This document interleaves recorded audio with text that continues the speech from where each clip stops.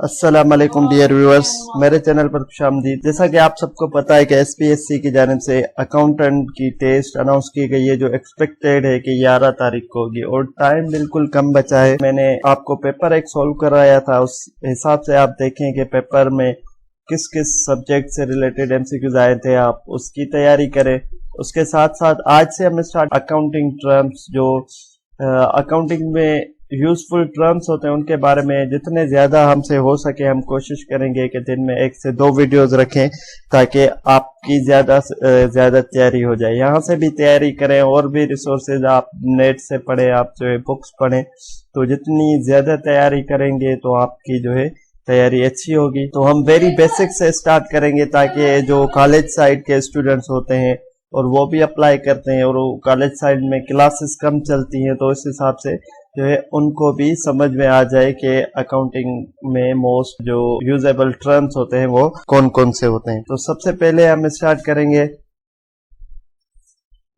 Account. Account क्या होता है, सबसे पहले इस बारे में हमें पता होना चाहिए। तो इसकी सिंपल जो हम डेफिनेशन या सिंपल जो है वर्डिंग जो है एक्सप्रेशन दे, तो वो ये है कि a record of a specific category of financial transactions. अब देखें, बहुत सी ट्रांजैक्शंस होती हैं बिजनेस में, लेकिन उनकी किसी भी एक पर्टिकुलर ट्रांजैक्शन को जब हम स्पेसिफिक कैटेगरी की ट्रांजैक्शन को एक जगह रिकॉर्ड करते हैं, उसको हम क्या कहते हैं, अकाउंट कहते हैं। लाइक हमारे पास कैश अकाउंट होता है, लाइक हमारे पास इन्वेंट्री का अकाउंट होता है, लाइक हमारे पास अकाउंट पेएबल होता है। उसके बाद अकाउंटिंग साइकिल क्या है, the process of recording, processing and summarising the financial transaction. तो ये एक पूरा प्रोसेस है जो एनुअली साइकिल चलती है। पहले हम रिकॉर्ड करते हैं, फिर उसको प्रोसेस करते हैं, फिर उसको समराइज करते हैं लेजर्स के थ्रू, फिर हम क्या करते हैं, फाइनेंशियल रिकॉर्ड्स बनाते हैं, जो फाइनेंशियल स्टेटमेंट्स को प्रिपेयर करते हैं। तो ये पूरी जो एक हमारी अकाउंटिंग साइकिल होती है, इट इज द स्टार्ट होती है ये ट्रांजैक्शन से। जब ट्रांजैक्शन होती है, फिर उसकी रिकॉर्डिंग, फिर उसकी जो है एनालाइजिंग के साथ साथ फिर हम जो है पूरा प्रोसेस मुकम्मल करते हैं। उसके बाद अकाउंट्स पेएबल। ये एक अकाउंट है जो हम सिंपली वर्ड्स में कहें कि money out to suppliers for goods और सर्विसेज परचेज ऑन क्रेडिट। जैसे बड़े बड़े बिजनेसेस होते हैं, उनको रॉ मटेरियल चाहिए और वो सामान तो लेकर आते हैं लेकिन पैसे बाद में देते हैं। तो उस चीज को जब हम रिकॉर्ड करेंगे तो उसको हम कहाँ पर रिकॉर्ड करेंगे, अकाउंट्स पेएबल में। तो money out to the suppliers for goods और services purchase on credit. Account receivable, money out by the customer for goods और सर्विसेज सोल्ड ऑन क्रेडिट। अब बिजनेस है, उसने कुछ बेचा और उसके बाद जो है उसको अभी पैसे नहीं मिले। लाइक हम सिंपल शॉप्स पे जाते हैं, जो हमारे आसपास के दुकान, हम उनसे सामान लेकर आते हैं, सामान तो उसका बिक गया लेकिन उसको पैसे नहीं मिलते, तो वो उस चीज को कहाँ रिकॉर्ड करेगा, अपने अकाउंट रिसीवेबल में। तो उसको बाद में जो है हम रिटर्न करते हैं। उसके बाद accrual accounting, recognizing revenue or expense when they are earned or incurred regardless of cash flow। अब सिंपली अकाउंटिंग में जो है दो तरह की अकाउंटिंग होती है, एक कैश अकाउंटिंग, एक एक्रूअल अकाउंटिंग। कैश अकाउंटिंग में क्या होता है कि जो भी लेन देन होती है वो बिल्कुल ही कैश में होती है, प्योरली कैश। और जो एक्रूअल अकाउंटिंग होती है उसमें जो है हमारे कैश इन्वॉल्व हो या ना हो, हम रिकॉग्नाइज करते हैं रेवेन्यू और एक्सपेंस को जब वो हो जाते हैं। लाइक किसी को सर्विस दी लेकिन उससे आपने अभी तक जो है कैश आपको नहीं मिली, तो ये आपका रेवेन्यू हो गया। और लाइक आपने कोई चीज मंगवा ली लेकिन आपने अभी तक उसको पेमेंट नहीं की, तो ये आपका एक्सपेंस हो गया। तो देखिए, इस दोनों के में कैश इन्वॉल्व नहीं है, बट जो है हम रिकॉग्नाइज करेंगे रेवेन्यू और एक्सपेंस को when they are earned are incurred, जब वो हो जाएंगे या इनकर्ड हो जाएंगे, regardless the cash flow. Cash मिले या ना मिले, हमारा रेवेन्यू हो गया, हमने किसी को सर्विस दे दी, हम उसको रिकॉर्ड कर लेंगे। उसके बाद है accrued expense, an expense incurred but not yet to paid. अब यही बात हो गई कि एक्सपेंस हो गए लेकिन अभी हमने पे नहीं किए, तो उनको क्या कहेंगे, accrued expense. Accrued interest, interest earned or incurred but not yet to be paid। Commission in receivable payable accounts। तो इसमें आपको बताया गया है कि interest earned or incurred दोनों अगर पेड नहीं हुए तो उनको हम क्या कहेंगे कि these are the accrued interest। Accrued revenue earn but not yet receive, same जिसके साथ भी एक्रूड होगा तो मतलब वो चीज हो चुकी है लेकिन अभी तक हमें रिसीव नहीं हुई। Activity based costing, a method of assigning indirect cost to activities and then to product और service based on their consumption of those activities. तो ये डिफरेंट कॉस्टिंग के मेथड होते हैं जिसमें आप जो है एक्टिविटी बेस्ड कॉस्टिंग पढ़ते हैं। उसके अलावा जो है डिफरेंट दूसरे भी जो मेथड्स होते हैं, जब हम कॉस्ट अकाउंटिंग को डिटेल में पढ़ेंगे तो इन सारे टाइप ऑफ अकाउंटिंग की कॉस्टिंग को देखेंगे। Allowance for bad debts, an estimate of amount of accounts receivable that will likely not to be collected। अब हमारे कुछ अकाउंट रिसीवेबल्स ऐसे होते हैं जो हमें पता होता है कि हमें कस्टमर वापस नहीं करेंगे पैसे, तो हम उनके लिए क्या करते हैं कि एक अलाउंस बनाते हैं, तो उनके पैसों को हम कंपनसेट करते हैं अलाउंस फॉर बैड डेब्ट से, क्योंकि बिजनेस को एनी हाउ हमें कहीं ना कहीं से जो हमने ट्रांजैक्शन किए उसको पूरा करना होता है। Amortization, the process of spreading the cost of intangible assets over a useful life। अब देखें जैसे हमारे पास डेप्रिसिएशन होती है वो हम क्या करते हैं कि टेंजेबल एसेट्स पे लगाते हैं, कि अगर रिडक्शन इन द एसेट्स होगी तो हम उस पे ओवर टाइमली जो है उस पे डेप्रिसिएशन चार्ज करते हैं। तो उसी कैटेगरी का ये जो है एक्सपेंस है जो उसको हम अमोर्टाइजेशन कहते हैं। The process of spreading the cost of intangible asset, हम इंटेंजिबल एसेट्स के जो है कॉस्ट को इसके थ्रू मेंटेन कर रहे होते हैं उसकी यूजफुल लाइफ पे। लाइक आपके जो गुडविल है, गुडविल कभी कम हो जाती है तो वो ऐसी चीजें जो है अमोर्टाइजेशन में आती है। Assets simply a resource with economic value owned by a business.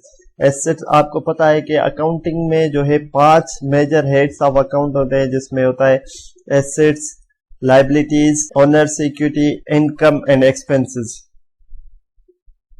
Average cost method, a method of valuing inventory by averaging the cost of goods purchased throughout the period। तो अब एवरेज कास्ट के लिए हम inventory को value करेंगे उसकी averaging the cost of goods purchase. जो हमने गुड्स फॉर एग्जांपल फर्स्ट जब हमने गुड्स परचेज किए उसके पर यूनिट प्राइस थी 10 रुपए, फिर सेकेंड टाइम जब हमने परचेज किए उसकी पर यूनिट प्राइस थी 12 रुपए, फिर जब हमने थर्ड टाइम परचेज किए तो उसकी पर यूनिट प्राइस थी 9 रुपए। तो अब ये क्या है कि तीनों प्राइसेस जो है डिफरेंट है। फिर हम एवरेज कॉस्ट मेथड में क्या करते हैं, तीनों की एवरेज निकाल के फिर हम जब आगे सेल करते हैं तो उन यूनिट्स को एवरेज कॉस्ट मेथड, मतलब कि फॉर 10, 12 और 9 की जब हम एवरेज निकालेंगे उसके बाद जो है जो प्राइस बनेगी वो हम उस यूनिट को देंगे कि इसकी फॉर सपोज 11 रुपए अब प्राइस है, ना 9 रुपए, ना 12 रुपए, ना 10 रुपए, जो उसकी एवरेज प्राइस बनेगी वो हम रखेंगे। उसके बाद है बैड डेब्ट्स, मैंने आपको बता दिया अलाउंस फॉर बैड डेब्ट्स के बारे में। अनकलेक्टेबल अकाउंट रिसीवेबल, जो हमें लगता है कि ये हमारे जो है नहीं कलेक्ट हो पाएंगे या जो है लॉन्ग टर्म के लिए उसका टाइम पूरा हो गया लेकिन वो हमें वापस नहीं करता पैसे, तो हम उसको क्या कंसीडर करें, इट इज द बैड डेब्ट ऑफ द बिजनेस। उसके बाद है बैलेंस शीट, तो ये एक मेन स्टेटमेंट है, financial statement showing a company's assets, liability and equity at a specific point in a time. जब हम किसी भी स्पेसिफिक पॉइंट ऑफ टाइम पे बिजनेस के एसेट्स, लायबिलिटीज और ओनर्स इक्विटी का पता लगाते हैं तो हम कौन सी स्टेटमेंट बनाते हैं, बैलेंस शीट बनाते हैं। उसके बाद है बॉन्ड। बॉन्ड हम a loan instrument issued by a company or government representing a डेब्ट obligation to pay interest and repay the principal amount at maturity. तो ये एक किस्म का लोन होता है जो हम गवर्नमेंट्स को देते हैं, जो है उस पर गवर्नमेंट इंटरेस्ट देती है और उसके साथ साथ जब वो बॉन्ड मैच्योर हो जाता है तो उसका जितने भी आपके पैसे होते हैं वो आपको प्रिंसिपल अमाउंट भी वापस करती है। Book value, the recorded value of an asset in the accounting records typically historical cost minus accumulated depreciation. अब बुक वैल्यू क्या होता है, एवरी ईयर जो है किसी एसेट की जो है बुक वैल्यू चेंज होती रहती है। जो हमारा फिक्स्ड एसेट है हम उस पर डेप्रिसिएशन चार्ज करते रहते हैं, डेप्रिसिएशन चार्ज करते रहते हैं। तो कॉस्ट माइनस एक्यूमुलेटेड डेप्रिसिएशन जो होती है वो हमारी बुक वैल्यू ऑफ एसेट होती है। तो जब अब आपको इसका एमसीक्यूज ऐसे भी आ सकता है कि बुक वैल्यू हम कैसे मालूम करते हैं, तो cost minus accumulate depreciation is equal to book value. Budgeting, the process of creating a financial plan for a future period. तो हम बजट के जो भी हमारा फाइनेंशियल प्लान होता है, आपने सुना होगा कि सिंध की आज बजट पेश हो रही है, आज पाकिस्तान की बजट पेश हो रही, तो ये क्या है कि ये आपका फाइनेंशियल प्लान होता है। आप कहाँ से अर्न करेंगे और कहाँ एक्सपेंस करेंगे, उसको हम कहते हैं budgeting. The process of creating a financial plan for a future period. उसके बाद एक कैपिटल एक्सपेंडिचर, जिसको शॉर्ट फॉर्म में कैपेक्स भी कहा जाता है, the funds use to acquire और अपग्रेड फिजिकल एसेट्स। तो अब हमारे जो एक होते हैं एक्सपेंडिचर, जो हमें ऑपरेटिंग एक्सपेंडिचर, जो हमें डे टू डे ऑपरेशंस चलाने के लिए चाहिए, और दूसरे हमारे होते हैं कैपिटल एक्सपेंडिचर, वो फंड्स जो हम कोई बड़ी मशीनरी को रिप्लेस करें, कोई बड़ी बिल्डिंग ले परचेज करें बिजनेस के लिए, तो ऐसे एक्सपेंसेस को हम क्या कहेंगे, capital expenditures. Cash flow, the movement of cash in and out of a business. तो हमारे पास जो मेजर फाइनेंशियल स्टेटमेंट्स होती हैं, आपको पता है कि एक बैलेंस शीट है, एक स्टेटमेंट है, और तीसरी जो हमारे मेजर कंसीडर की जाती है वो कैश फ्लो स्टेटमेंट की जाती है। तो the movement of cash in and out जो होता है वो हम इस स्टेटमेंट में रिकॉर्ड करते हैं, और उसको कहते हैं कि कैश फ्लो स्टेटमेंट। उसके बाद है cheque, a written order instructing a bank to pay a specific amount of money to a designated person or a business. तो हमारे पास चेक क्या होता है, एक रिटन ऑर्डर होता है। अगर आप किसी को चेक इशू करते हैं कि आपने रिटन में दिया कि जो ये फला बंदा है, फला बिजनेस है, इसको मेरे अकाउंट में से इतने रुपीस ट्रांसफर कर दें। Closing entries, journal entries made at the end of accounting period to transfer a temporary accounts। तो हम closing entries कब बनाते हैं, जब हमारे कुछ होते हैं, हमारे एक टेम्पररी अकाउंट्स होते हैं, एक परमानेंट अकाउंट। टेम्पररी अकाउंट्स हमारे वो होते हैं जो हम एवरी ईयर जो है उनको न्यूली बनाते हैं, और परमानेंट हमारे अकाउंट बिजनेस चलते रहते हैं जब तक बिजनेस चलता रहता है। स्टार्ट में होते हैं और उसके बाद चलते ही रहते हैं जब तक बिजनेस चलता रहता है। और कुछ अकाउंट हमारे टेम्पररी होते हैं जो हम एवरी ईयर उनकी जो है न्यूली जो है उनकी अकाउंट्स क्रिएट करते हैं, फिर वो क्लोज करते हैं, फिर वो न्यूली अकाउंट क्रिएट करते हैं, फिर क्लोज करते हैं। कंटीजेंसी लायबिलिटी, अब ये लायबिलिटी का एक जो है किस्म है जिसको a potential obligation that may or may not occur depending on the future events. अब ये कंटीजेंट लायबिलिटी एक ऐसी किस्म का ऑब्लिगेशंस होता है जिसपे आप श्योर नहीं होते कि वो आप पे होगा या नहीं होगा। लाइक एक बिजनेस है जिसका कोर्ट में केस चल रहा है, अब वो उस बिजनेस के खिलाफ भी फैसला आ सकता है, उसके हक में भी फैसला आ सकता है।